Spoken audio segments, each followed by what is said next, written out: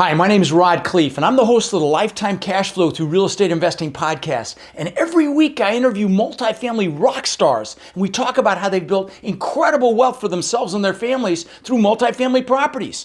So hit the like and subscribe buttons to get notified every Monday when a new episode comes out. Let's get to it.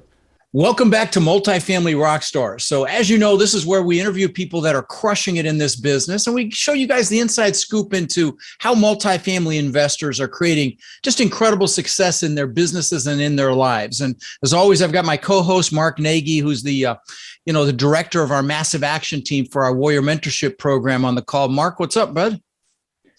Well, I think we're going to have a little bit of a different perspective from last week. I know last week we had a couple warriors that had been in the group for 2 years. Now we got a guy who's been in for under a year. So some good stuff for the newbies who are looking to get into multifamily today, I think. Love it. Love it. Yeah. So we're interviewing Ben Cedarland today. Now, Ben has quite the extensive bio, and I'm not going to chop it up in my brevity. So I will let him give us his story. But, since he's been a warrior, he's gotten in over 900 doors in Washington, Texas, and Georgia through his ABG Capital Partners.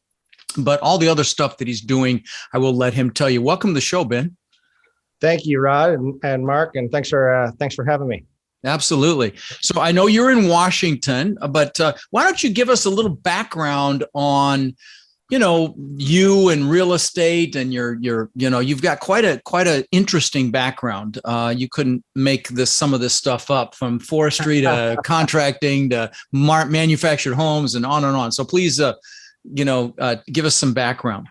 Yeah, absolutely. So I think real estate has been something that's fascinated me for as long as I can really remember. I actually bought my first piece of real estate when I was a senior in high school.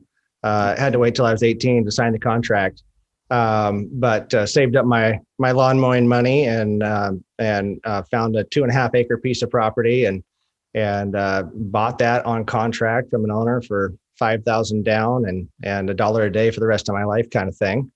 And didn't really have a plan of what I was going to do with it, other than I knew that I knew that real estate was something that I wanted to do. Growing up, my dad was actually a pastor when I was growing up, and so he had dabbled in a few things on the side. He had a friend who was a real estate investor, and I think I had seen that gentleman and seen what he had done, and was fascinated by that. And so I had talked to him about the property that I bought, and he said, well, you have a lot of trees on there. There's a lot of timber on that property, even though it's a small piece, probably has some value to it. And so I said, well, would you come out and take a look at it? And he was nice enough to do that for me, and came out and took a look at that and said, yeah, I think you should get a logger out here. And so I did that, and ended up taking enough value off in the timber to pay for the property. Nice.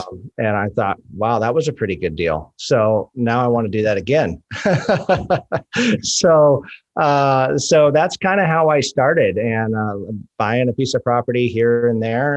And then, once I understood the value of timber, really finding those properties that had timber value on them, doing the timber harvest, paying for the property.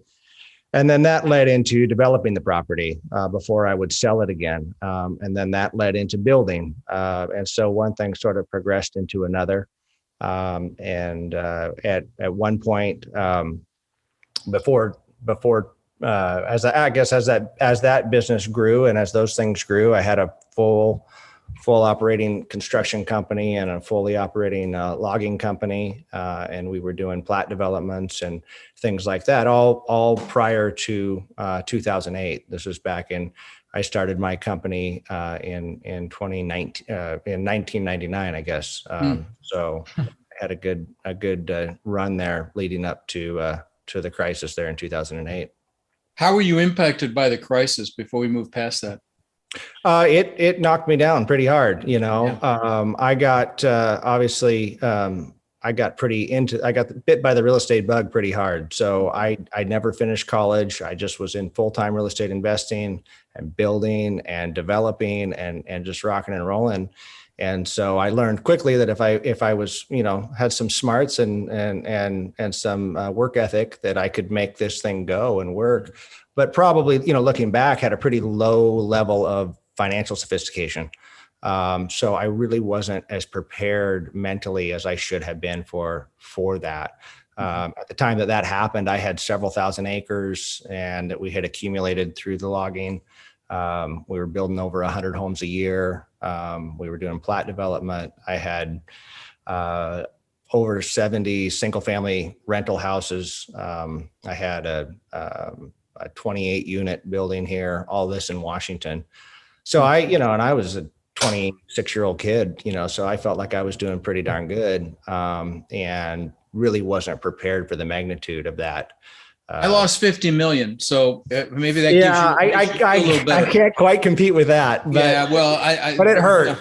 Yeah, but it still hurt, and it sucked. It was no fun. I got you. Well, very impressive, buddy. I mean, super impressive with what you did at that age. Holy cow. So how did you recover from that? What, because I get asked that question all the time because, I had to recover, but what do you think, give me your version.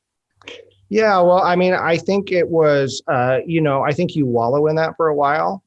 It certainly hurts, and you're trying to figure out what went wrong. You go through all of that. A lot of the stuff you feel like wasn't your fault, and you kind of go through that. But you recover through mindset. That's the only way out. And I had to come to that place where it's like, okay, nobody else really cares. So you kind of got to get over it and move on with life. And so I sat down and I wrote out a business plan for myself. And I said, look, here's where you are. You kind of, everything's kind of unraveled on you. You got to survive. So number one, you got to survive, and you got to come up with a plan to survive this just on a basic level financially.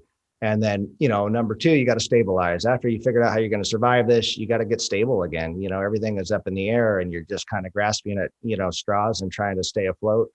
And so I kind of developed a plan around the idea of how I'm going to stabilize myself. And then number three was sustainability. And I was looking at myself in the mirror and I said, you thought you were pretty cool. You did all this stuff. You built all this stuff up. You're 26 years old. It wasn't sustainable. So you got to educate yourself on how to not just make money, but keep the money that you make. And I have to ask you something, and I'm sorry, this is more from my my personal interest than anything else. Hopefully it'll add some value, but did you find at all that your focus may have been a little diluted because you were doing all these different things? Did that come to play? Or are you really good at having multiple plates spinning like that?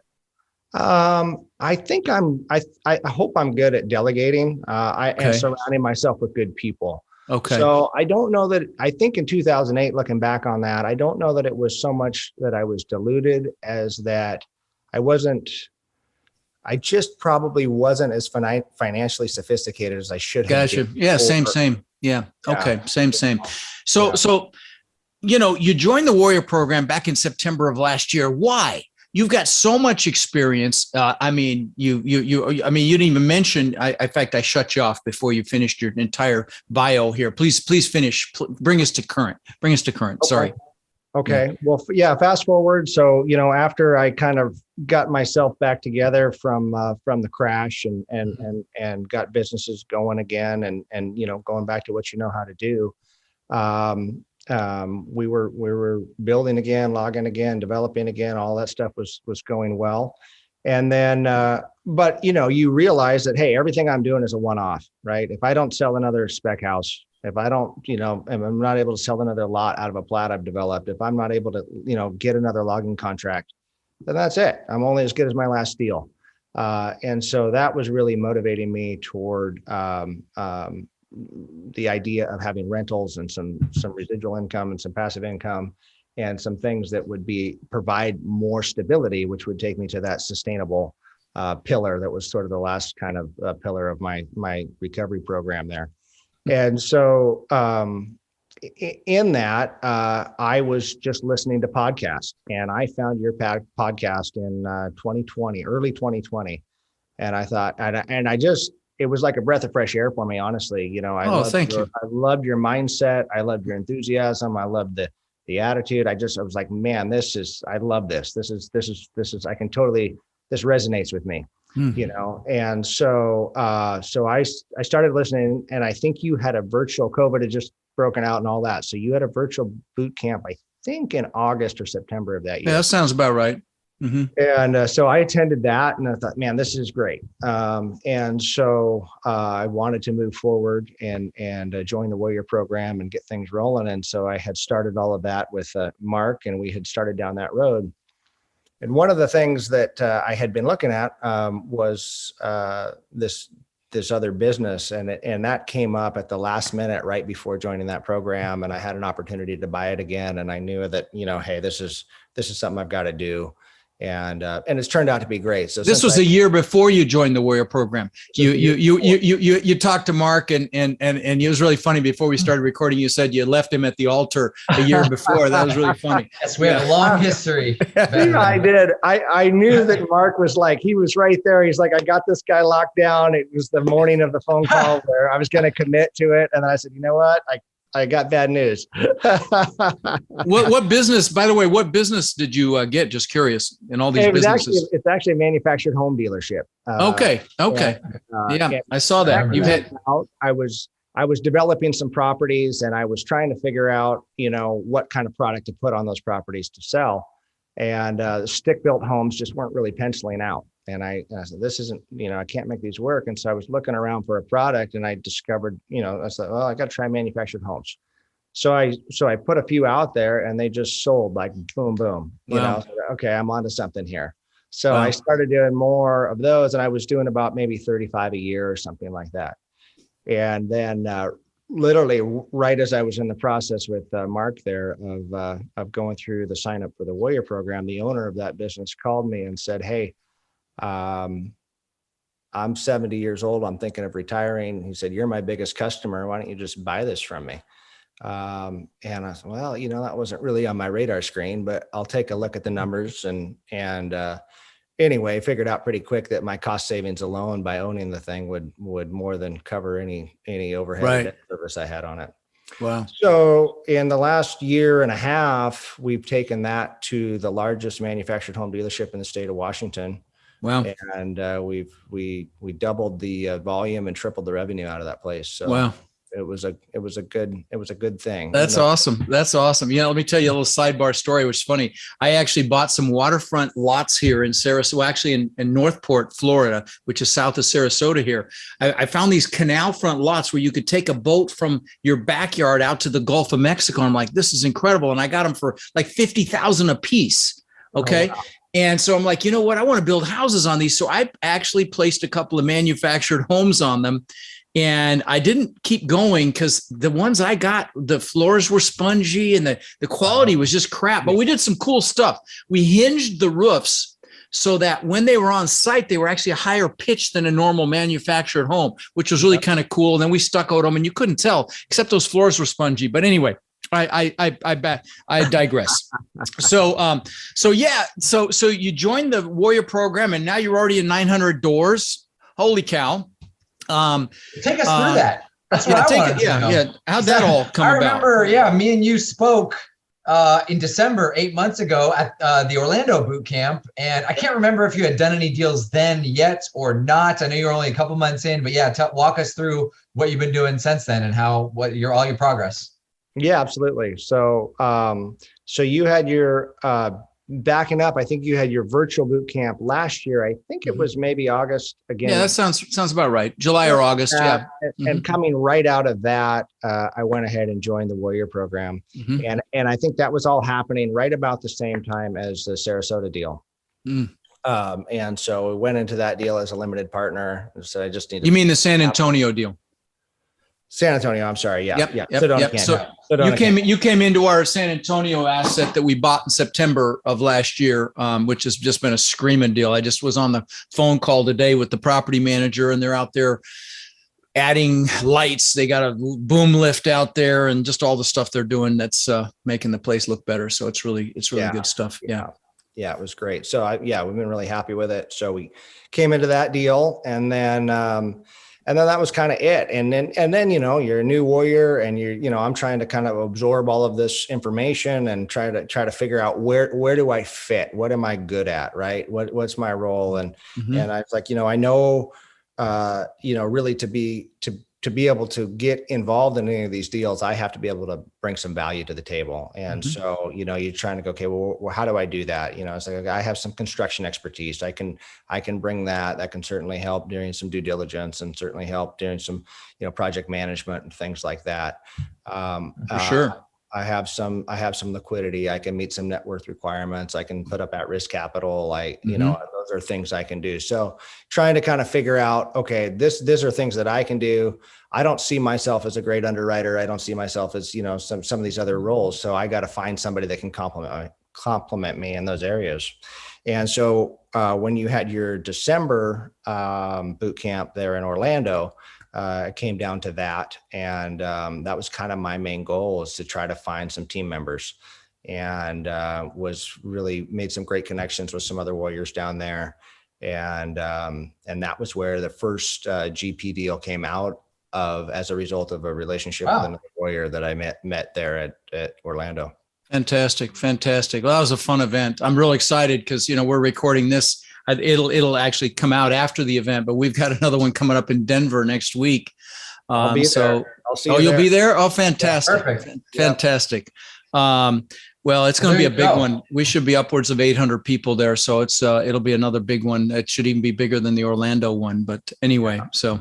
Yeah, there's a cool story though of meeting somebody at the actual boot camp and doing deals with them. Oh, that's so common. That's actually so common. It's more common than not, actually. So which is why, this is why, in the Warrior program, we have our Warrior only events as well. Like we've got one in October here in Sarasota, and, 250 of the Warriors will be there. There'll be about 250 in Denver as well. I got to count. And so, that's how these deals are made, guys. Those of you listening, I mean, this business is a team sport, and you need to be around people that are doing this so you can, put things together like Ben did here. And a lot of the Warriors have done very, very successfully. I mean, we're pushing somewhere between 65 and 70,000 doors owned by the Warriors that we're aware of. By the way, that I'm aware of. It's probably more than that. But if you're interested in the Warrior program, let me just say this so I don't forget.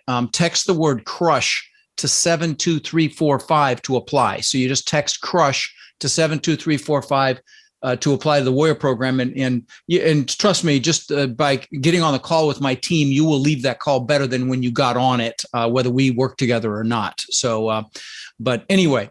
And by the way, I know you mentioned that briefly there. This is going to come out after Denver, so people listening have missed it. But we do have another Warrior event, obviously just for the Warriors in person, that's coming up in October, I believe. In October, yeah, and we'll have a virtual event in October as well. Actually, the Warrior event's in November. I might have that wrong. The virtual. Well, there's one coming up in the future from this podcast, so there is still opportunities for yeah.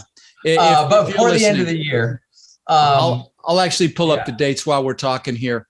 Okay, but perfect. Yeah, in the Warrior only event is the end of October, and the virtual. They're both in October. And the virtual event, the Warrior only event's the 28th, 29th of October, and the virtual event, virtual boot camp, which is only 2 days, is October 15th and 16th. And so, if you have an interest in attending that, go to multifamilyvirtualbootcamp.com, or you can text my name, Rod, to 72345, and it'll send you that link for that website. But anyway, all right, back to questions. Let's go back to mindset, especially because you had a long journey. You were thinking about jumping into multifamily. You had a business opportunity hit you, threw you off for a while.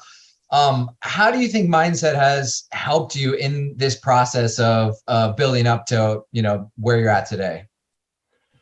Well, I mean, I think it's just indispensable, right? I mean, you have to have an outlook that is positive, and you have to wake up every day excited about the opportunities in front of you, and if you're engaged at that level and coming to every day with, what is out there today that, that is for me and that I can take advantage of and be a part of.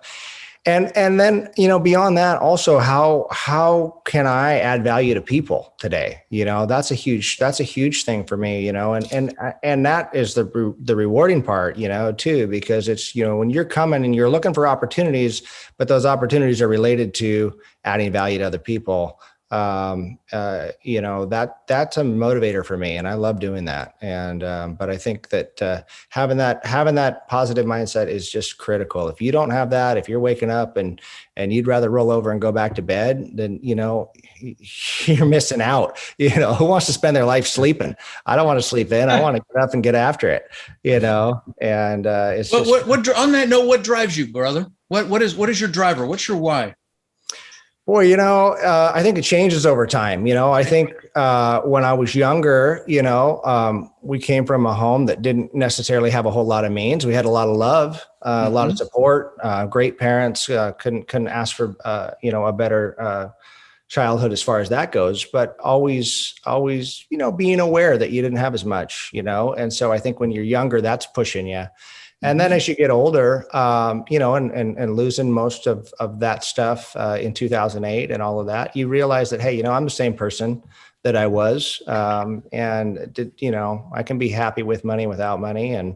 So it changes. I think the why becomes certainly more about my family. I've got 4 kids. Oh, no, I was going to ask you. I kept meaning to ask. Wow. Good for you. What's the age range? Yeah. My oldest is 19. He's a freshman in college this year. And my youngest is 7. So we didn't have the best family planning there. It sounds like that's about the only. It sounds like that's about the only thing you didn't plan very well, but that's okay. I mean, you can't get them all. Yeah, that's right. They're all great. So anyway, obviously it becomes about your family and your legacy for them. And then I think for me, still on a personal level, it really becomes, I find so much satisfaction in making things better and improving things. And I think that's where the building comes from and the development comes from. And now some of these value add deals and things like that, you can take something, you make it better, not just the product, but you're making people's lives better in the process by giving them a better opportunity or a better place to live. So I just find a lot of satisfaction. That's a great approach. Yeah. Yeah. What are some common misconceptions that you think people have about multifamily that keep them from getting started, and maybe even some that you've had that have changed over the past year? Yeah, that's a great question. I think the idea that you need to know everything, that you have to be an expert in everything. Oh, that's so good. I want to, okay, go ahead, please finish, but I want to expand on what you just said. Please go on. Yeah, absolutely. And that's one of the things that I loved about, Rod and his program and the Warrior program and everything else, is this idea that it is truly a team sport. And these deals are so big and there's so much going on with them that you can't be an expert at everything. Right. And you need to find those team players and those partners that can help you and fill those gaps. And it's just critical. So don't feel like you have to be an expert in everything to get started. Just know what you are good at, identify your strengths, and then find the people that you can partner up with. Fantastic. Yeah. And guys, just so you know, Ben brings in, obviously the construction experience. Good Lord, that's a no-brainer. He's a GC in Washington. And I'm sure lots of business acumen as well for all these business. I mean, you've done businesses since you were freaking 18. So, you've got all that business acumen as well. And you've gotten your butt handed to you like I have, which also is an incredible training, educational process. And so it's all good. And guys, so the different hats in this business are, of course, what Ben's doing. If you've got any business acumen, that's a piece of this. If you've got some project management experience, can equate to asset management experience, of course, construction, like Ben. Maybe you're super analytical. You do the underwriting. Maybe you're a great people person. You build relationships with brokers, or you're raising equity by building relationships with investors. So there's just a lot of places you can find the deals. Just a lot of places you can come into this business and add value. Like Ben said, he's always looking to add value, and that's the best approach you can take here. So let me ask you this, Ben.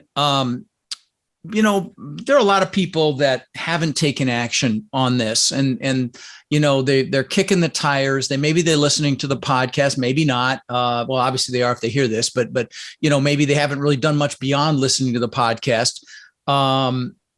Any words of wisdom for them, for the people that haven't taken action yet? Any thoughts there? Yeah, well, I mean, what do they say? Time and tide waits for no man, right? So, you just got to engage. Find a foothold, find a way, find some little niche that you can bring some value to the table and engage and get going, because otherwise, you're just going to sit there and watch other people continue to do this, and another year is going to roll by, and you're going to be in the same spot thinking about, well, if I had this or if I had that, and you just got to take action. You just find something somewhere that you can contribute and add some value somewhere, and find some people that you can team up with and get in there and take some action. Yeah. Yeah, guys. And that's the other thing. If you're fearful, believe it or not, it's counterintuitive, but action actually mitigates fear. But you got to take action. You got to take that first step. Sometimes that first step's the hardest step in your life, and it could be the most important step of your life. But you've just got to make a decision. Latin root for the word decision means to cut off. Okay, it's freaking done. It's not a 1 foot in, 1 foot out sort of a thing. It's freaking done. And then you got to take that first step. And then the next step will be revealed. And, you can drive all the way across the country at night with your car only seeing 50 feet in front of you, your headlights, and you're going to make it. Other people have made it. You might have some obstacles, but it's the same way in this business. But you got to take that first step. You can't check off every single box before you get started. And those of you that are analytical know what I'm talking about with that. But anyway, I just want to interject that. Yeah, no, it's 100%, Rod. And I think one of the things practically that people can do is really sit down with yourself and ask yourself, what am I good at? Mm-hmm. What am I good at? Because if you can answer that question and you feel confident, then you can go out, you can go to the boot camp, you can go to these different events. And when you're meeting people and networking, you're confident in what you're already have to offer. And if you're so caught up in all the nuances and all the other things that you're trying to figure out and learn and know and be an expert on, which you can't be an expert on everything anyway, you're distracted and you don't have anything to offer. You're trying to maybe grab, inject yourself into some group or find some partnership or whatever, but you're not offering anything. Yeah. So sit down and say, what am I good at? What can I bring? And then take that and go forward with that in confidence. Yeah. That's a good place. And that's the operative word. If you're good at it, you're going to be confident at it. And if you're good at it, you're going to love it. And if you love it, you're going to be great at it. And it kind of feeds on itself. And if you love it and you're good at it, you're going to be passionate about it, and you'll be able to influence people as well. So, that's a match made in heaven. When everybody's on the team is playing to their strengths, success is inevitable. That's just how it works. So, is there anything, I like to ask this question, especially as someone as accomplished and seasoned as you are, if you could go back in time, the question I'm going to ask, and tell your 18-year-old self something, is there anything you do differently? Would you have different life experiences? If I answer the question, I'm like, I wouldn't be where I'm at if I hadn't had my ass handed to me and I hadn't had this and this and this happen. I wouldn't have my wife, which I would give everything up for her. But I'm just curious if there's anything you would do differently, maybe. Yeah, I think the biggest things that I would have done differently is to educate myself in a more intentional way, especially in relation to finances. What do you mean by that? Oh, just look more formal training. Me too. I wish I knew how to read a P&L, read a balance sheet, understand raising equity, all these things. You and I are completely aligned on that response, because I would say the exact same thing. That's what he means. Do you understand, Mark? It's just being able to understand the finances around it. What? No, I know. For the listeners. Oh, Okay. Okay. I thought you were actually asking the question. No, so the people listening can see. What do you mean? And yeah. Okay, I knew that if I bought a piece of property for $25,000 and I sold it for $35,000, I was making money. And that's about all I knew. And I knew if I if I bought a piece of property for $25,000 and I took off $20,000 in timber and I sold it for $15,000, I was making money. And that's about all I knew. I didn't understand lending. I just didn't understand finance at a deep level. I had a lot of work ethic and a lot of drive. And so I was making those things work and I was relying on that. And that's good to a point. But when things get bigger and your organization gets bigger and your companies get bigger, you have to have a higher level of understanding about what's going on. Yeah. Yeah. I let me ask you a question, just because this is so resonating with me, because it's exactly how I am. Did you do boot camps or read books or do supplement your learning like I did? I mean, I know I've got a library that rivals, most libraries. Yeah. Yeah, I think leading up to 2008, not nearly as much as I should have. Very little, and I think that was part of my problem, And but certainly now, absolutely, all the time. I can't live without that stuff. I'm always trying to learn more and get better and educate myself more. Learners are earners, guys, and that's the way with this business. And your network is your net worth as well. I mean, I know these are cliches, but it's absolutely the truth in this business and just about any business. But well, listen, Ben, it's been a real treat to have you on the show. I appreciate you coming on and sharing a few bits of wisdom. Is there anything you wish I'd asked you that I didn't ask? No, I think you covered it all. I think, the only other thing I would say too, asking about my former self, my younger self, educate yourself and understand who you are and what you're trying to do. There's so much financial advice out there, and there's so many different viewpoints and things coming at you. It's very, and very little that actually applies to you. And I didn't understand that when I was younger either, so you listen to these things and they push you around and you start generating random thoughts, I call them. And you got to understand very clearly what it is you're trying to do and have a clear focus so that you're filtering out the information that you let in and take root in your mind. Yep. You're triggering your reticular activating system to focus on the things that are going to forward you if you've taken the time to actually consciously think about it. And one other thing, when I first listened to you when I started listening to you in 2020, and this was probably early spring, February, March, 2020, something like that. And you resonated with me so much. One of my goals at that point was I'm going to be on that podcast someday. No kidding. Oh, that's awesome. See, that's the way this works, guys. That's the way this works. You make a declaration like that and you put it into your brain, and your brain is going to do whatever it takes to make it happen. That's just how it works. And so, thank you for sharing that, because that's huge for everyone listening. And that applies to anything, guys. You decide what you want. You really make that decision and then that's how it happens. Well, listen, brother, thanks for coming on. It's a pleasure to see you. And I'm sure we'll see you next week. Yeah. So yeah, absolutely. Thanks for having me, guys. Really appreciate it. Great to see you. And we'll look forward to seeing you in person next week here. Love it. Rod, I know a lot of our listeners are wanting to take their multifamily investing business to the next level. Now, I know you've been hard at work helping our Warrior students do just that using our ACT methodology, which is awareness, close, and transform. Can you explain to the listeners how they can get our help? You bet. Guys, we've been going nonstop for 3 years, building an amazing community of like-minded people. And our coaching students, which we call our Warriors, have had extraordinary results. They've purchased thousands and thousands of units. And last year, we did over 1,000 units with our students. And we're looking to grow this group and take it to the next level. We're looking for people who want to follow a proven framework that's really step by step, and then leverage our systems and network to raise equity, to find and close deals, and to build partnerships nationwide. Now, our Warrior community is finding success in any market cycle.